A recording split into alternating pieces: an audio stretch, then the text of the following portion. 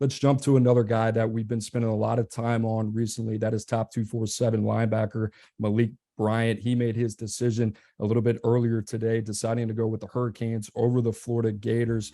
Tell us kind of what went into that process and what you like about Malik Bryant's fit at Miami. Yeah, I mean, remember he was supposed to announce last Wednesday. We were going to tape with him so it's a little behind the scenes here. We were going to tape with Malik Bryant for his Saturday commitment. He goes ahead and pushes that back, and Florida kind of shrunk the gap with Miami. I think Miami came out of those June visits as the clear-cut leader for Malik Bryant, but Florida, in that 11th hour, they made a late push, but in the end, it is Miami that wins out. I think Mario Cristobal played a big factor here. I think Kevin Steele played a big factor, and Charlie Strong. I mean, those are three big names in the world of college football, and they made Malik Bryant feel wanted. I think the big question now with him is where does he fit into Miami's defense long term? Kind of the Achilles heel for the Hurricanes in recent years on the defensive side of the ball has been linebacker recruiting. They've struggled to get guys, and it looks like they're going to take Malik, who's been primarily an edge rusher at IMG Academy and Orlando Jones. I saw him in his spring game. He was rushing off the edge a few months ago. They want to play him as an off-ball linebacker. And Cooper,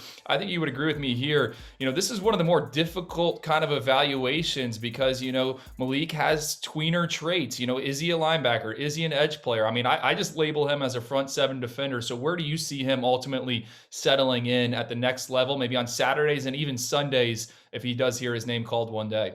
We've gone back and forth on this discussion, even dating back to his time at IMG off the edge. He was about 6'2", hovering around there, 235 pounds just a year ago. So already you look at his body type, and in terms of the growth potential, in terms of how much room he has to grow, I think that's pretty limited for Malik Bryant now, but that's a double-sided coin there. So I think for him, he's going to be a player that's going to be ready to play at the next level. I think the transition to an off-ball linebacker is going to be something that's going to benefit him in the long run, not only on Saturdays, but on Sundays as well, if he has that opportunity. And, he's slid back a little bit in our rankings, I think from the mid-60s to the number 90 player in the country, but that's still considered a top 105 draft pick. That would be in the third round. So we still like Malik Bryant.